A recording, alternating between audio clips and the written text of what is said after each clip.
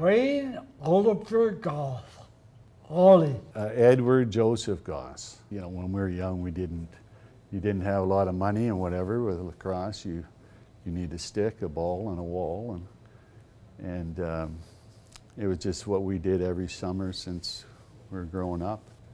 We didn't go on many summer holidays because we just, you know, single parent family, and those are the days when you went out in the morning and came home at night to eat and sleep, and you're out all day, and we played all the sports: soccer, hockey. Wayne was more into hockey than me, and lacrosse. That was just, and baseball, right? I started with Rick Messenger's friend of mine. He was a neighbor of mine that was playing lacrosse, and I would go and watch Wayne and Rob play, but Rick Messenger's dad coached the team, and I didn't have a stick or anything, so he kept telling me to come out and play, and this is in Pee Wee.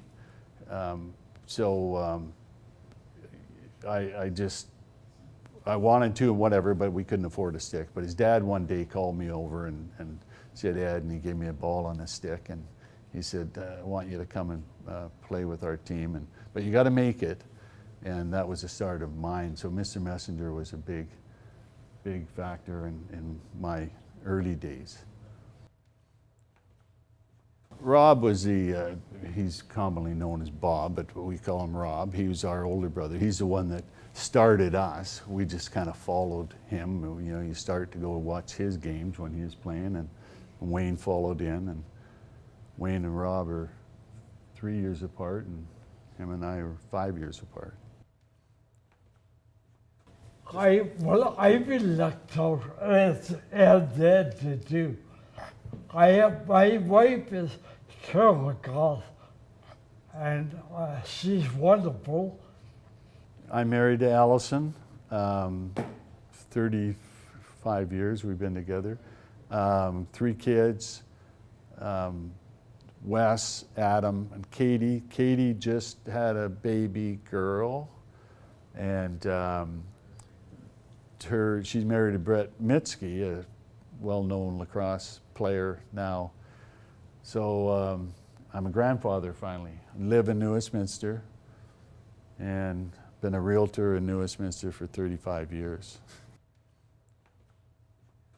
Well, it definitely influenced me on shooting, because like I like to bounce the ball a lot on a goal, and on the dip for it really went up there dip for all. Jack Vianda. Yeah. Harold Fox. Harold Fox. A lot of characters. Ron Loftus. I mean, I used to sell ice cream bars there. Yeah, Pogo. Yeah, I used to sell ice cream bars there, and I was always getting heck for sitting down and watching. And we had dry ice it was on, and they would melt. But when Vancouver was in town, and you had Chisholm and all these guys, Doug McRory was on New West. Oshawa was in Vancouver. They had a real rivalry. It was unreal, and it was so exciting. They had good crowds then too, but yeah, we're talking like 3,000 or 4,000 people at the game. That would be the playoffs. That would be the playoffs. But yeah, they like now with like it's been the last few years. The season is not as many fans. The playoffs is where everyone wants to come. You got Cam Wazowski and Wayne, where they literally changed a lot of the rules of the game. Wayne and Kenny, Ron Pepper,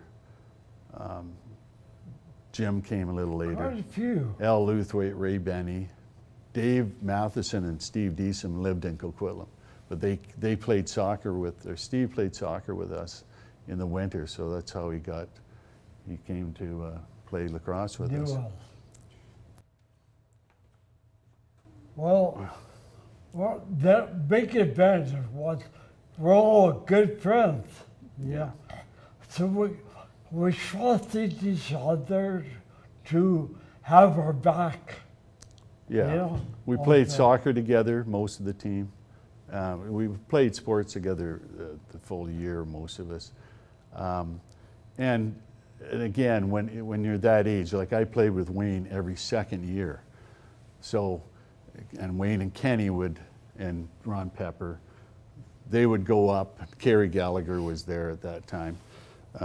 They would go up, and then we'd be the key guys on the team. So every second year, we'd take over there, and then we actually, both Wayne and I went up early in senior, because I think they've only done that the 2 years, isn't it? When they brought up underage players, but when we were young, it was just more because we played lacrosse at He field. was only 19 when he came up.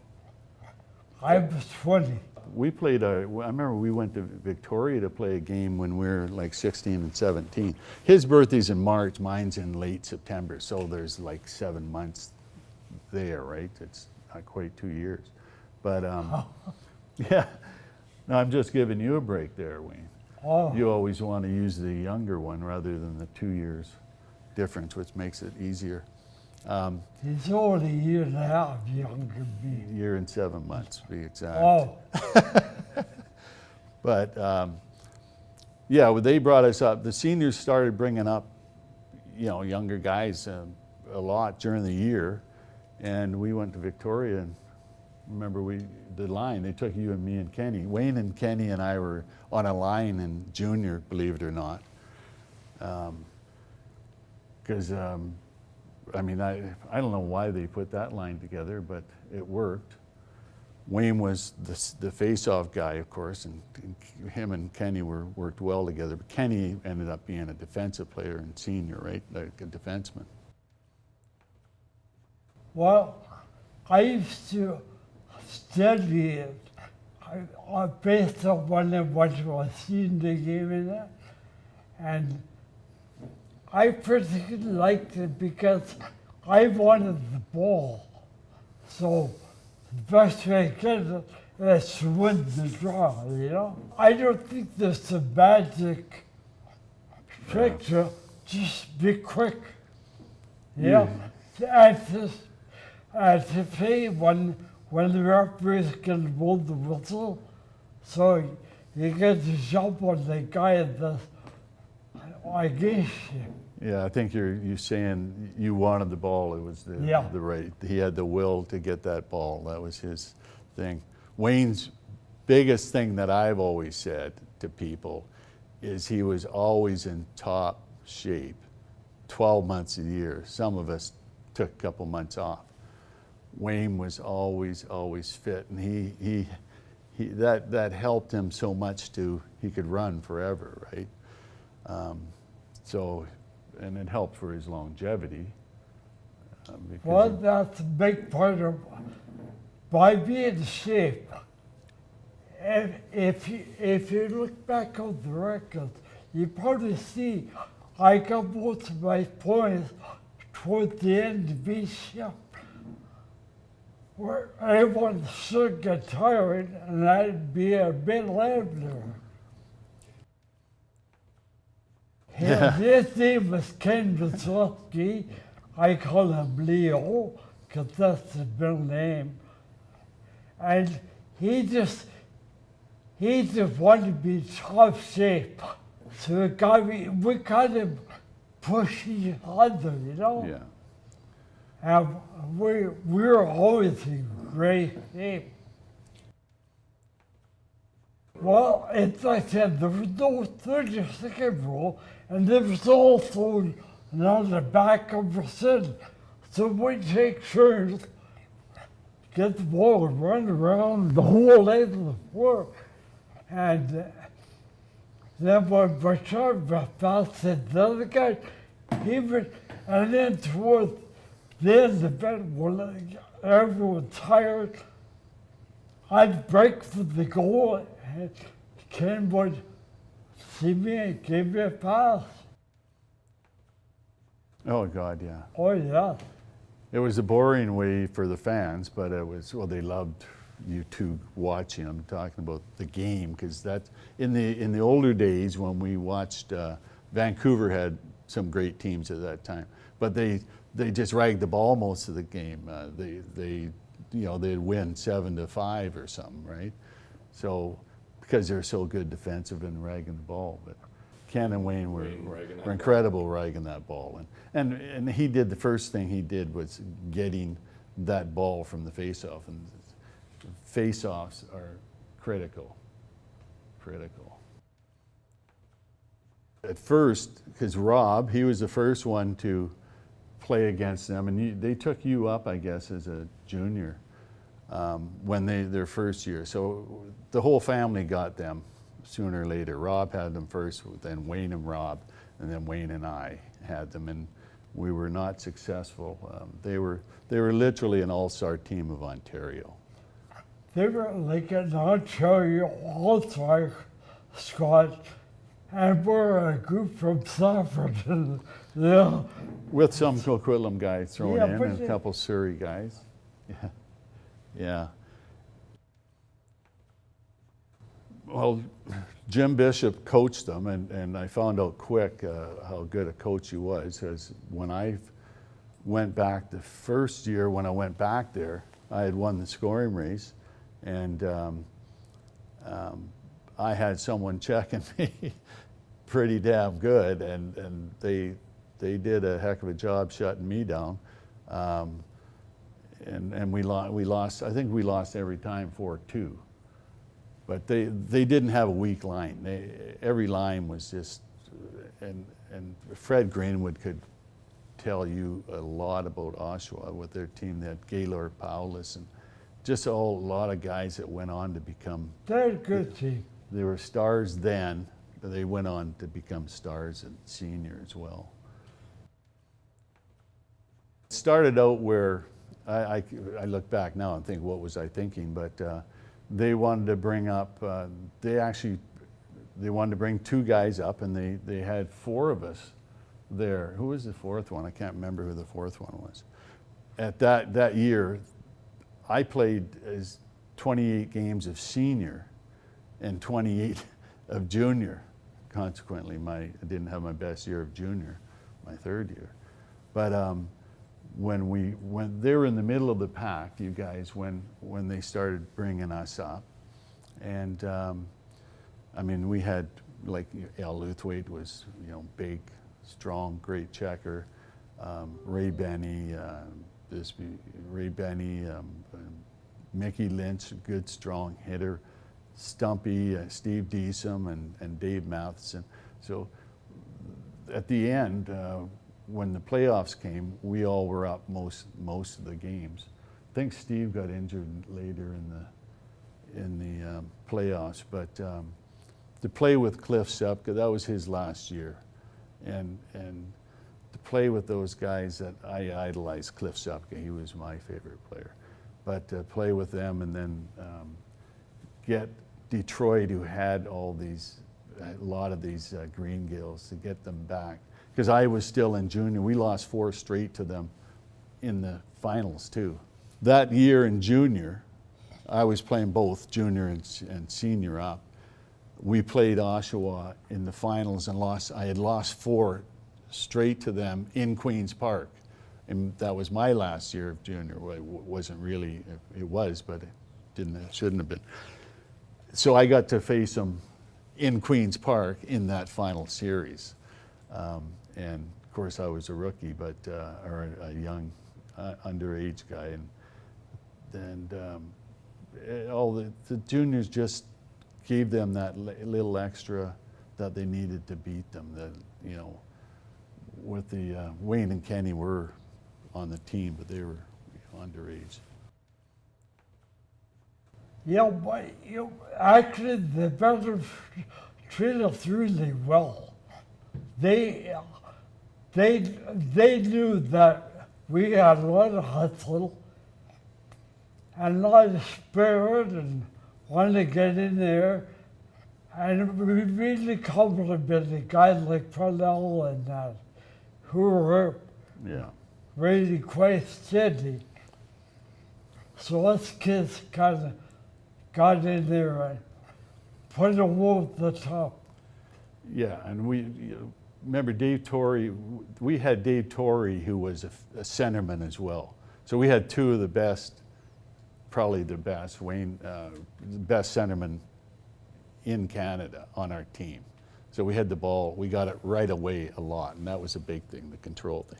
And then the young legs and the Parnells with the big shots and Sepkas. I mean, it was just a good mix. It was like a dream come true. I mean, it was like a hockey player wanting to play in the Forum in the Stanley Cup Finals. You know, it was just electric. I just remember our leaders were leaders, and us younger players, we played our role.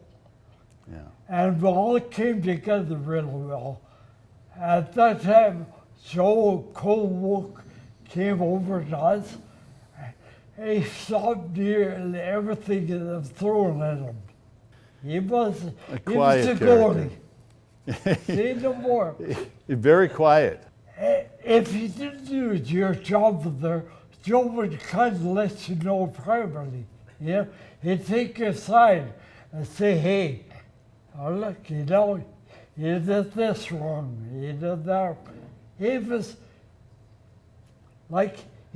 glad if you worked hard for him, but if you missed your check right, he'd let you know. Yeah. Joe wasn't a real good ball handler. You know, he was a ball stopper, not like he could be throwing ice, even long pass right now. He wasn't a Merv Marshall from back east that throw the. Like you typical goalie will make the save and grab a rebound and fire it up. So, well, Joe would make the save all right, but he'd have to hand off to you. I was just so happy I didn't play against him. I faked, you know, that was my thing. And he'd just stand there and look at me. He didn't move. He was so good. He was the best I saw. He got to come and throw the whole bunch of the break his center. Yeah. Yeah. Made a lot of guys look stupid. Had every angle covered. He's just standing there and you have to hit him. In practice, that's the loudest I would hear him in practice when we were trying to score on him. He would let you know. Oh, yeah. Because he stopped us pretty much all the time. But we were playing against Vancouver, and they actually had half a dozen guys that went on to become seniors, and even a couple that were Hall of Famers. But the goalie, I don't remember his name, but we still joke about that, Ray Benny and I, and because I think Keith Jackson said it the best. It was like I had radar. I mean, it was one of those nights. There weren't any of the real cheap ones. It just the shot was on and everything was working right, but their defense wasn't great. But I have to tell this, and whether it gets cut in there or not, I had 11 goals and 3 assists, and Ray had 7 goals and 7 assists, okay? When I got my 11th goal, the goalie walked off, okay? And Ray was a centerman. My buddy Al Luthwaite, who was closer to Ray obviously at that time, had no goals in that game. So when they put the ball down at center, Ray just picked it up. Al and I are standing outside the goal. It's empty. Raymond throws it to his buddy Al, so he gets his first goal. I know he didn't do it so he could outscore me. He got the 15 points, but he keeps reminding me, you had 14, but I had 15, remember? But I tell him, well, I won the scoring race that year, though, and you were second. Victoria was one. They're good. Coquitlam and Vancouver, yeah. They had a seat in Portland. where they go into professionally, but we're really no different. Yeah. I, Victoria, Portland, Vancouver Broads, Yeah. and US Salmonbellies.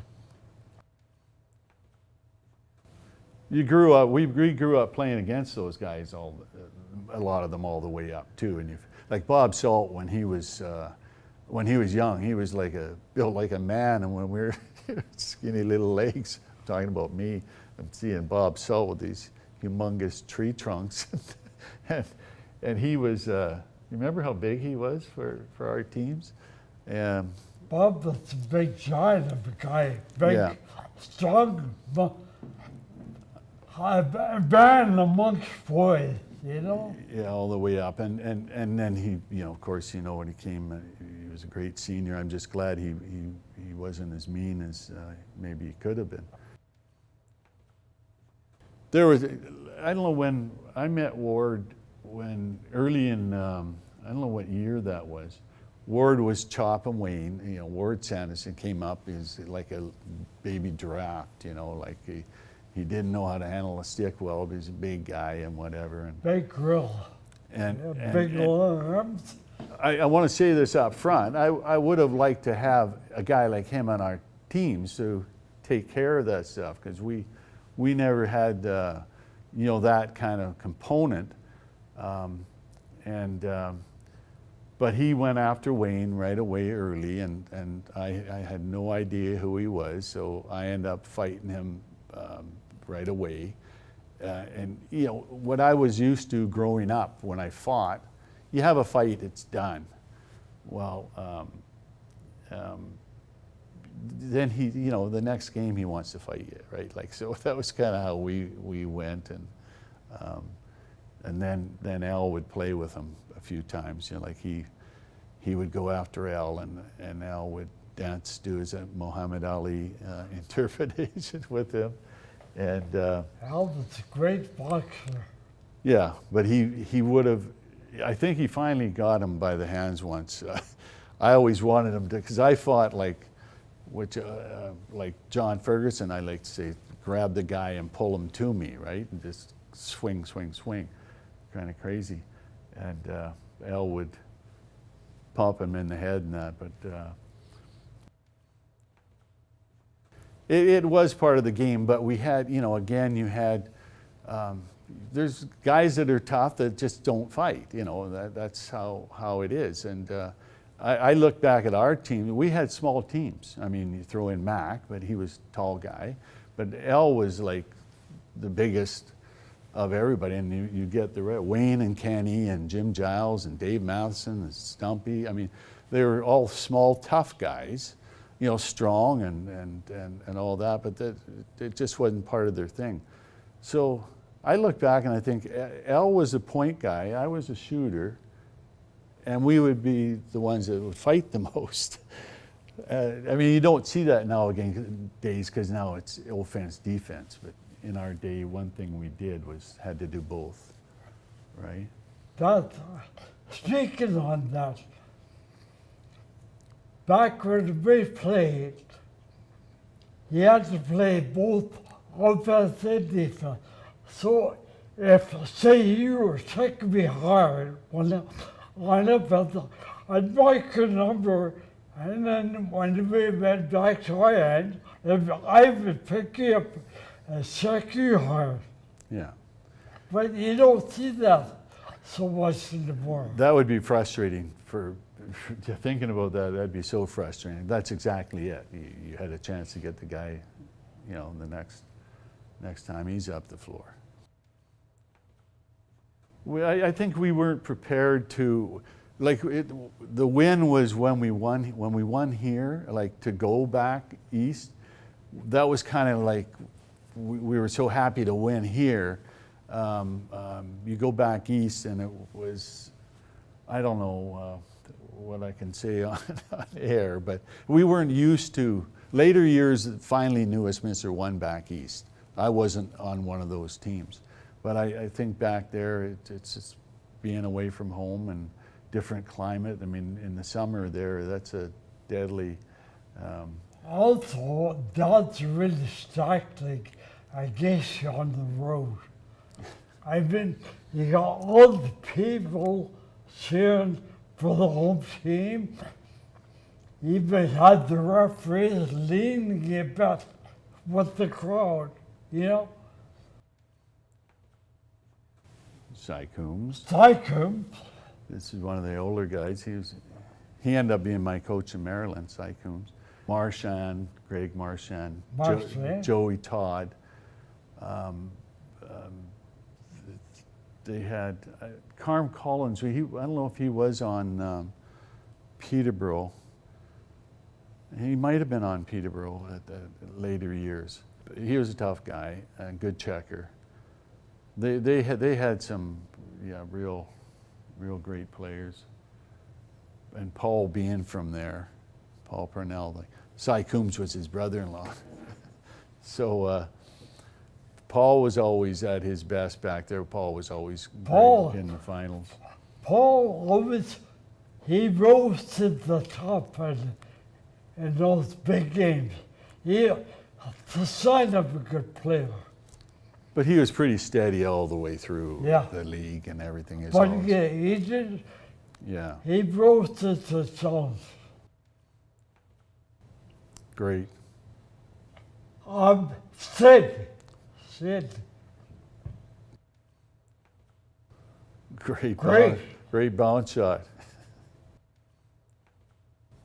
Good. Crafty. Tough guy. Good scorer. The ever-ready battery guy. He can run forever. Check, yeah.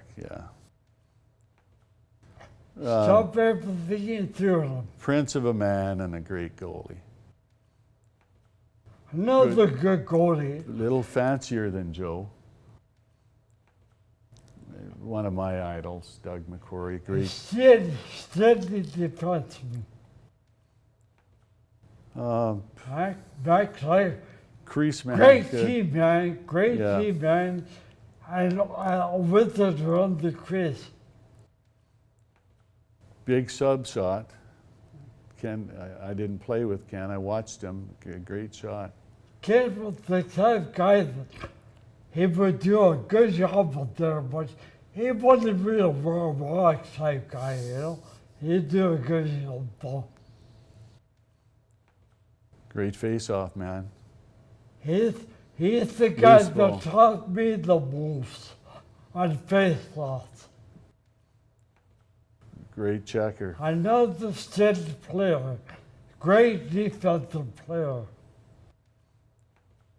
Very crafty player. Smart, yeah. We used to call him Doctor Gallagher. Thinker. For his sake. He thought about everything, eh? Think too deep sometimes. Good loose ball, man. All around. Great guy. Good all around team guy. He'd work hard every game. He could score, he could check, and he could fight. I mean, a heck of a checker. Good teammate. Stick up for you. Good loose ball man, good checker, good teammate. Don't shoot from outside, Steve. Well. He was the guy, I thought, like he was very quick out there. I don't think he used his speed enough. Well, he was perfect for you and Paul, and I always said, Jim, if you scored in half your breakaways, you would have won the scoring race. Yeah. But he was surprised to get breakaway after breakaway, but he couldn't quite finish him off. Well, he got a lot, but yeah. He was another smart, crafty player. He wasn't big and good team tough. Man. Good team man. He used his he used everything he had to do a good job. Ian Bull Like he wasn't really a team man, but he was tough though. Yeah, Ian was, he had the wild shot. The goalies didn't like him in practice, put it that way. Al was one of the best two-way players I've ever seen. Al was very good when before he threw. Very good. Yeah. He was fast, he was big, he could shoot the ball, he could tackle like crazy. He did everything well. Such a shame that he hurt his knee so early in his career, because he had a great junior career. He loved Jack Bionda, and his style was fancy like that, and he could do it very well, but no one could do it like Jack. Ray he's just a great teammate, great guy. John was such a great team guy again.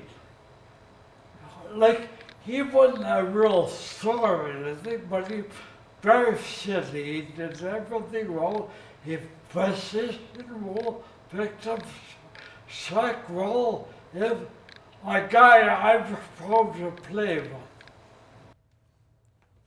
Walt Weaver was a very good in minors all the way up, and he had knee issues early in his career that affected him, similar to Ray. Got great record in junior, and it was just too bad he couldn't have the full senior season, you know. Dave Thwaites, Tweety Bird. Dave Thwaites. He was a gentle giant. Yeah. Yeah. Big guy. He never had bad thing to say about him. Really? Yeah, everyone loved Dave. Doug Hayes, he was like a rhino. I didn't like to see him getting going and running towards me, I'll tell you. He's like a rhino. He could move, brother. He was like a rhino, and he wasn't going around you, he was going over you. And I would be yelling, Al. He wasn't shy out there. He'd be right there in the middle of play. Yeah, no. Shifty. Crafty player.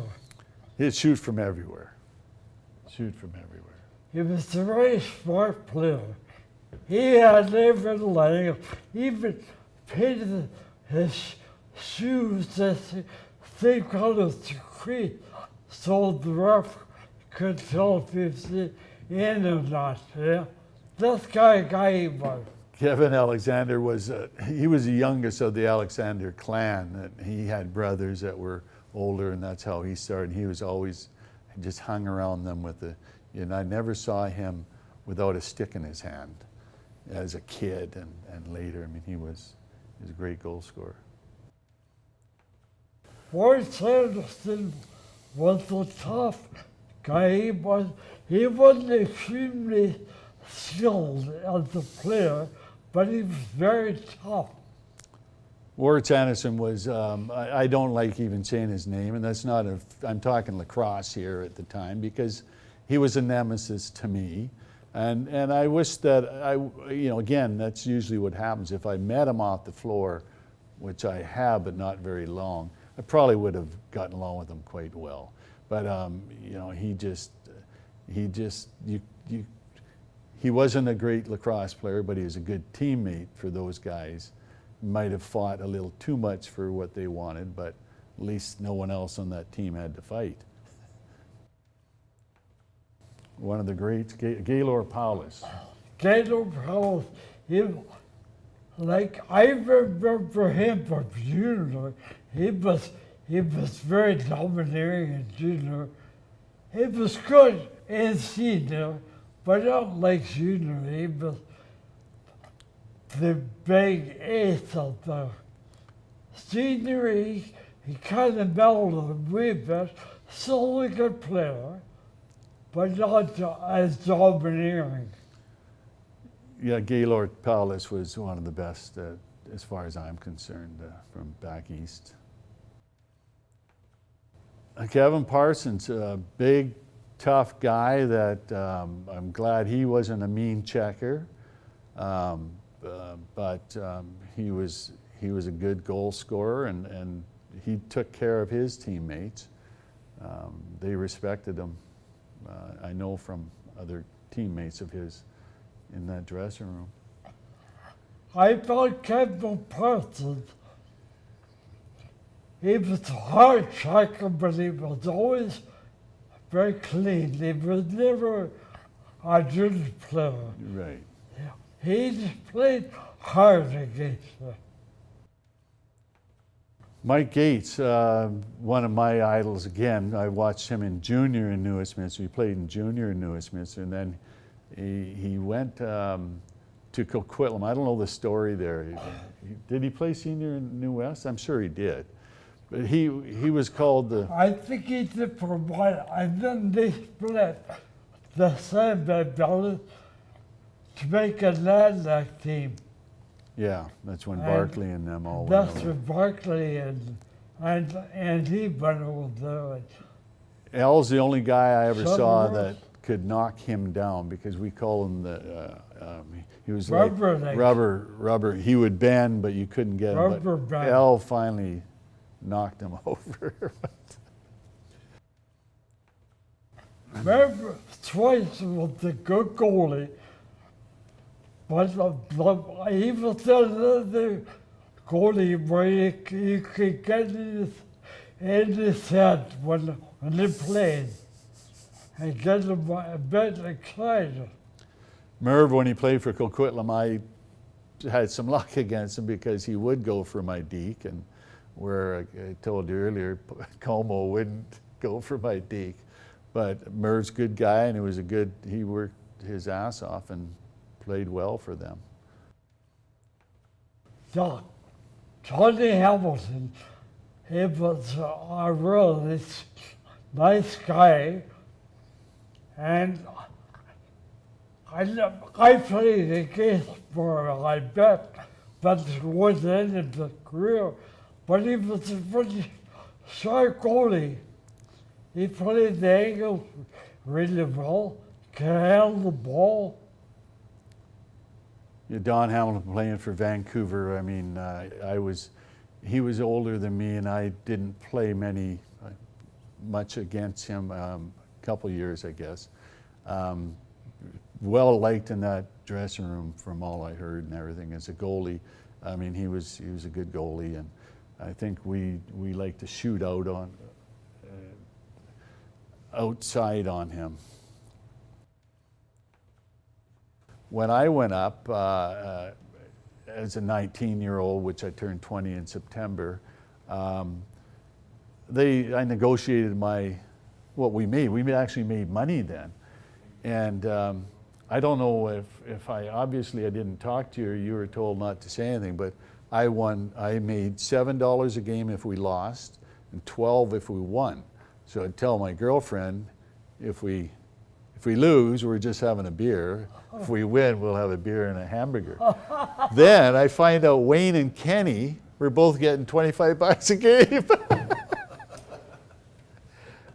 Why would you not tell your brother? It's a bit wrong on that.